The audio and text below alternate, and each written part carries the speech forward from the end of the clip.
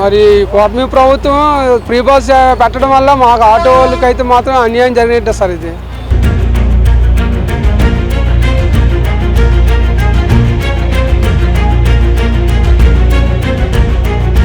Auto కార్మికులు పట్టుకోవడానికి ఈ కూటమి ప్రభుత్వం తీసుకొచ్చింది ఈ ఫ్రీ బస్ అనే పథకం.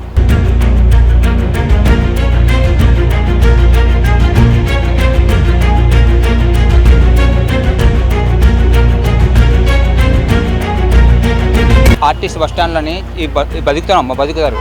ఈ బతుకుతారు లేకపోతే మేము దొంగతనాలకో లేదంటే ఎవడో కొట్టడం రౌడీలు తీసుకోవడం అలా దొంగలుగా తయారవుతారు. దానివల్ల అది కాకుండా గుర్తించుకొని మా ప్రభుత్వం మార్చుకొని అడుగుతున్నాం.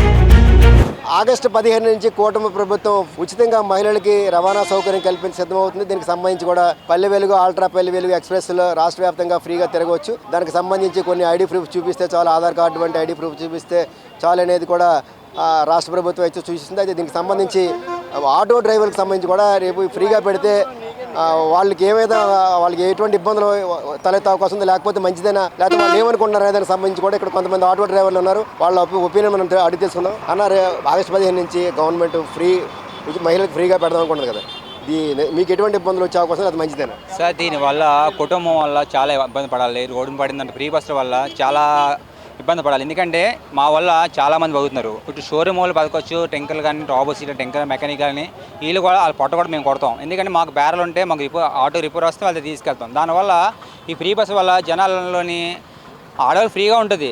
వాళ్ళ వల్ల వాళ్ళు ఫ్రీగా తిరుగుతారు వస్తే దాని విషయం. మా కుటుంబం కష్టపడితేనే కదా వాళ్ళ పిల్లల్ని పోషించగలం. ఫ్రీగా ఆహారం ఆవిడ పెట్టరు కదా, మనం కష్టపడితేనే వాళ్ళకి ఆహారం పెట్టగలము.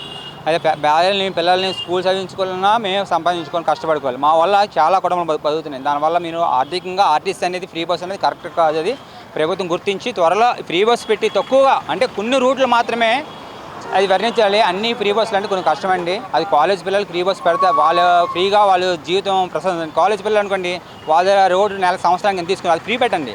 అంతేగాని సామాన్యమైన మనుషుల ద్వారా ఫ్రీ బస్ పెట్టడం అది కరెక్ట్ కాదండి. దయచేసి చంద్రబాబు నాయుడు కానీ, ఉప ముఖ్యమంత్రి పవన్ కళ్యాణ్ గారిని రెండు కూటమి ప్రభుత్వం గుర్తుంచుకొని మా ఆటో డ్రైవర్ అందరినీ గుర్తుంచుకోమంటున్నామండి. మా ప్రజలు ఆంధ్రప్రదేశ్ మొత్తం విజయవాడ కానీ, రాజమండ్రి కానీ, ఆర్టీసీ కాంప్లెక్స్ ప్రజలు మాత్రం చాలా వరకు ఇబ్బంది పడుతున్నారండి. మా వైజాగ్లో మాత్రం ప్రజలు మాత్రం ఆర్టీసీ బస్టాండ్లని బతుకుతారు.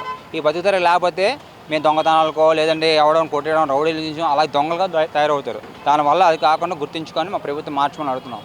ఫ్రీ బస్సుల వల్ల అనేక ఇబ్బందులు అండి, ఒకటి రెండు అని చెప్పలేం. ఈరోజు అన్నిటికంటే నిరుద్యోగాన్ని భర్తీ చేసేది ఏదైనా ఉందంటే ఆటోయే. ఈవేళ 10th క్లాస్ ఫెయిల్ అయినప్పుడు, ఇంటర్ ఫెయిల్ అయినప్పుడు, డిగ్రీ ఫెయిల్ అయినప్పుడు, ఏ పని రానప్పుడు, ఏది చేతకానప్పుడు ఫస్ట్ ఆటోకి వెళ్ళిపోతాడు. ఆటో పరిస్థితి ఎలా ఉందంటే షోరూమ్కి వెళ్ళి 5,000 కట్టినా 10,000 కట్టినా ఆటో ఇచ్చేస్తున్నాడు. దాని మీద నెలకు తెచ్చి ఈ వాలా ఓబర్లు సెల్ల పెట్టుకొని రకరకాలుగా ఎన్నో రకాలుగా ఆటో మీద బతుకుతున్నారు. ఈ నిరుద్యోగ భృతి అనేది చాలా వరకు కవర్ చేసేది ఆటోయే. ఆటో కార్మికులు పట్టుకోవడానికి ఈ కూటమి ప్రభుత్వం తీసుకొచ్చింది ఈ ఫ్రీ బస్ అనే పథకం. దీనివల్ల ఆటో డ్రైవర్ కుటుంబాలు వాళ్ళ పిల్లలు రోడ్డును పడిపోతారు. ఎన్ని వేల కుటుంబాలు రాష్ట్రం మొత్తం మీద ఇది మరి ఈ కూటమి ప్రభుత్వం గమనించి ఇప్పుడు ఏదో వాళ్ళు అంటున్నారు 10,000 వేస్తామనేసి. ఒక సంవత్సరానికి 10,000 వేస్తే ఆటో డ్రైవర్ జీవితం అంతా ఆ సంవత్సరం అంతా 10,000తో సరిపోద్దా? మీరే చెప్పండి. మామూలుగా ఇవాళ రేపు ఆ ఇంటి అద్దెలు ఎంత ఉన్నాయి, కరెంటు బిల్లు ఎంత ఉంది, మరి పిల్లల ఫీజులు ఎంత ఉన్నాయి, ఆటో కిరాయి ఎంత ఉంది, ఆటో మెయింటెనెన్స్ ఎంత ఉంది, ఆ 10,000 సరిపోద్దండి. అందులో మెయిన్గా మేము కాంప్లెక్స్ దగ్గర బతికేవాళ్ళం కాబట్టి మాకు మరీ జీరో అయిపోతుంది మా బతుకు. మేము మా బ్రదర్ అన్నట్టుగా ఏ దొంగతనాలో ఏదో రాత్రిలో ఏ డబ్బులు ఏదో రకంగా బతకడానికి అనేక మార్గాలన్నగా చెడు మార్గంకి వెళ్ళిపోవాలి. కానీ నిజాయితీగా కష్టపడి ఈవేళ మాకు ఇక్కడ ఎవరు ఏ బ్యాగ్ మర్చిపోయినా ఏదైనా ఏ కారణమైనా మేము తీసుకొచ్చి ఇక్కడ పోలీస్ స్టేషన్లో అప్పచెప్తున్నాం.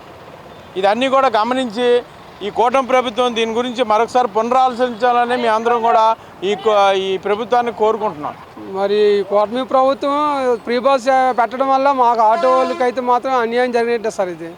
ఎందుకంటే మాకు బతుకు ఆటో మీద బతుకుతున్నాము. దీని మీద ఇప్పటికే సర్వీస్ లేకుండా గందరగోళం అయిపోతుంది. వాళ్ళ ఓపర్లు వచ్చేసి మాకు ఏ సర్వీసులు ఏమి లేవు. పిల్లల్ని ఎలా పోషించుకోవాలో తకమకలు ఆడే పరిస్థితిలోనే ఇంకా ఈ ఫ్రీ బస్ పెట్టడం అంటే మాకు చాలా బాధాకరంగా అనిపిస్తుంది ఈ విషయం. అయితే ఈ కూటమి ప్రభుత్వం మాత్రం చాలా మాకు అన్యాయం చేసినట్టు అనిపిస్తుంది. వాళ్ళు ఏదో మంచి పని చేస్తున్నారు వాళ్ళు అనుకుంటున్నారే తప్ప మాకు మోటార్ ఫీల్డ్ మాత్రం మా ఆటో ఫీల్డ్ కానీ ప్రతి ఒక్కరికి కానీ ప్రతి ఒక్క ఆటో ఓనర్ కానీ ఆటో డ్రైవర్కి కానీ ఇది చాలా బాధాకరం విషయం అనమాట ఇది.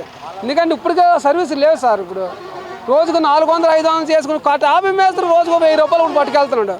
ఆటో పోతే ఉదయం 8 గంటలకు వచ్చేసి సాయంత్రం రాత్రి 7-8 గంటల దాకా ఉండి కనీసం ఒక 500 రోడ్డుకి వెళ్ళకపోతే భార్యని పిల్లల్ని ఎలా పోషించుకుంటాం? గవర్నమెంట్ ఏం చేయాలంటే ఫ్రీ బస్సులు పెట్టకుండా ఉంటే మాకేం పథకాలు ఇప్పుడు వచ్చి గత ప్రభుత్వం అయినా పోనీ ఏదో ఎఫ్సీలు బ్రేక్లు పర్మిట్లు చేసుకోవడానికైనా సరే ఆర్టీఓకి మాకు పనికి 10,000 రూపాయలు సంవత్సరానికి గత ప్రభుత్వం మాకు ఇప్పించింది. ఈ ప్రభుత్వం కూటమి ప్రభుత్వం వచ్చిన తర్వాత మాకు ఆ పథకాలు లేవు.